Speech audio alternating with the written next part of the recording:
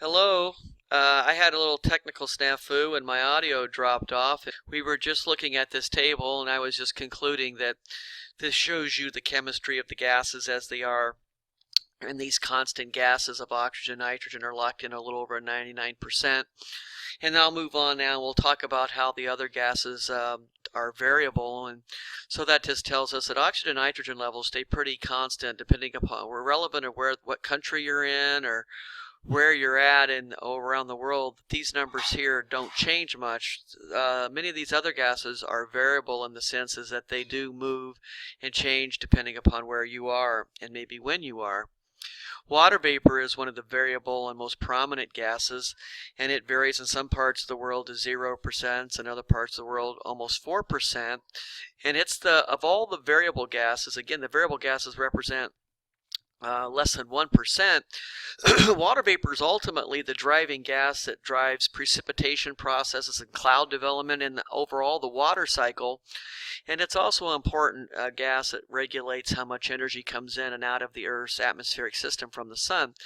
To show you how variable water vapor is, this slide here shows you a beautiful way of seeing how we can actually display the variable gas of water vapor. Where you see patches of white, there's higher degree or higher levels of water vapor, and that's where it would be cloudy and wet, more likely with condensation, with air with more moisture in the air. The areas that are gray are areas with lower degrees of humidity and water vapor in the air, and those would be more likely to be clear skies and dry conditions. And so using satellite imagery, we could actually literally display this variable gas and show you where there's more of it and where there's less of it. The big three variable gases collectively together are water vapor, carbon dioxide, and ozone. These gases are not important by the percent of the atmosphere as a volume, but water vapor made of hydrogen and oxygen, carbon dioxide made of carbon and oxygen, and ozone made of 3 atoms of oxygen. More importantly, it's how these three gases influence specific weather and climate processes, because in some places there's more of them, in some places there's less. And this variability, even though these gases don't represent a huge percentage of the atmosphere, they represent a huge function in terms of how they regulate and control and manage processes that influence weather and climate across the planet. And we'll kind of highlight some of them, but water vapor is associated with influencing cloud patterns and rainfall. Carbon dioxide is noted for its ability to trap and control heat, and ozone regulates how much ultraviolet light comes in certain parts of the world. Carbon dioxide represents a very small percentage of the Earth's atmosphere. It basically is regulated through the process of photosynthesis. As plants absorb, they basically absorb carbon dioxide out of the atmosphere, and then they, through a combination of energy from the sun, a set of reactions combined with sunlight and oxygen basically are converted into some sugars and a waste gas known as oxygen. So carbon dioxide plus some sunlight is the key biological process that produces respiration, and ultimately all living organisms pull in carbon dioxide gas and especially green vegetation through respiration. Basically push out oxygen. So carbon dioxide is regulated through a series of natural processes, very important gas for biological sciences, and we'll talk about carbon dioxide a lot when we talk about global warming. Why we'll talk about it with global warming is to show you the variable nature of it. Is not only do gases variable depending upon when you are, where you are. Some gases are variable because when you are. And this is a graph that's very famous in the global warming community, showing you how CO2 levels in parts per million, as we've been tracking them since the early 60s up through the present, how over time carbon dioxide levels have increasingly gone up. They go up during times of the year when we get into spring and fall and winter, when vegetation is dying and carbon dioxide is being released by decaying vegetation, and the CO2 levels then drop down every 6 months when plants in spring and summer are growing and they're pulling out carbon dioxide through their growth processes with photosynthesis. So that's why you see this up, down, up, down, up, down. But if you look at the overall pattern, you could see CO2 levels have been going up, and more CO2 will mean a lot to us because CO2 is what traps the Earth's heat trying to escape space. And the more CO2 we have, the more of the Earth's heat gets trapped in the lower troposphere, which we'll talk about, and has an influence on controlling the planet's temperature. Ozone is a huge gas for controlling and influencing how much ultraviolet radiation from the sun gets into the Earth's atmosphere. Ozone is basically 3 atoms of oxygen. It primarily exists 80 to 90% of it exists in the stratosphere, which we're going to talk about those layers here shortly.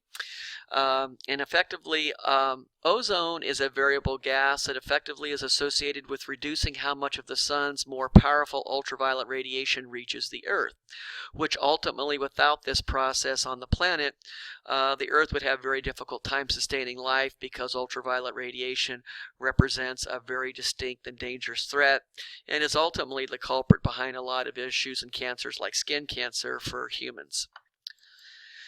We have a satellite image here showing you just how powerful we have technology today to be able to display the variable gas, showing you different levels of ozone. On this map here, we have the satellite called TOMS, Total Ozone Mapping Spectrometer. And the TOMS unit basically orbits the Earth and basically measures ozone levels. And these different colors on the map show you where there's higher or lower degrees of ozone. Where you see the blues and the purples, that's where there is almost no ozone. And you could see over at the South Pole literally that there is an ozone hole almost opening up. Where you see the darker shades of green and yellows, that's where ozone levels are higher. And using tools like this, we can actually show you the variable nature of ozone gas, and obviously where there's more or less of it, you're at more or less risk for exposure to higher degrees of ultraviolet light. So that's why any living organisms down by the South Pole are exposed to potentially higher risk of ultraviolet light because there's very little ozone sitting there in the upper atmosphere absorbing that light coming in. Methane is a gas that we're not going to talk too much about in this unit. We'll talk more about it as a controlling gas maybe, and it's CH4 as a chemical symbol, but we'll talk more about it in the when we talk about greenhouse gases and global warming. I'm going to go ahead and go up and I want to get into the key part is how we understand what does our atmosphere do to support and sustain life on Earth. And if you're a fan of sports, you really should love and enjoy what a good defense is. And our atmosphere basically has 4 layers of the atmosphere that effectively play a role in shaping how our atmosphere is basically protecting us from the energy of the sun, and also in some ways protecting us how we lose, so we don't lose too much heat from the Earth. So effectively, our atmosphere tries to create a Goldilocks effect to keep our Earth not from becoming too warm during the daylight hours when the sun is bombarding the Earth with a lot of radiation, and at nighttime when the Earth's sun is down and the Earth is losing radiation. Basically, our atmosphere is almost like a greenhouse, that we'll talk about that term, that's effectively trying to control and regulate the temperature of the planet not to become too hot or too cold, and we call that the Goldilocks effect. We're going to look at 2 criteria of effectively how our atmosphere is broken down into 4 regions effectively, and we look at how the atmosphere changes by 4 measures, really by how the density changes and by how the temperature changes. And using these criteria, we can break the atmosphere into what are called 4 shells, which we call the troposphere, stratosphere, mesosphere, and thermosphere. And you're going to see that slide here shortly. But one of the ways to show that is with the next slide. As you can see here, and I'm going to stop here shortly, that effectively as you move up from the Earth's surface and move up through the 4 layers of the atmosphere, As you move up, the amount of molecules and the density of how they're packed dramatically changes. This change in density allows us to kind of understand where these layers are and where they begin and where they end. And I'll end this talk with actually introducing what we call the 4 thermal layers of the atmosphere: the troposphere, stratosphere, mesosphere, and thermosphere. And the third and last presentation, I will walk you through that effectively, it's the balancing act of these 4 layers and how they operate and work together that effectively control the planet's thermostat and effectively control and shape why our planet can support and sustain life with a biosphere on the planet.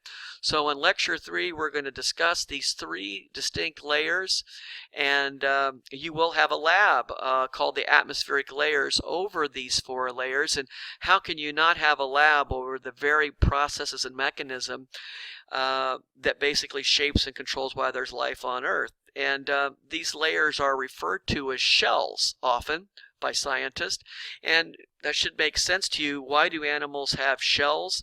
Shells often exist with animals like turtles as a means of protection against a predator.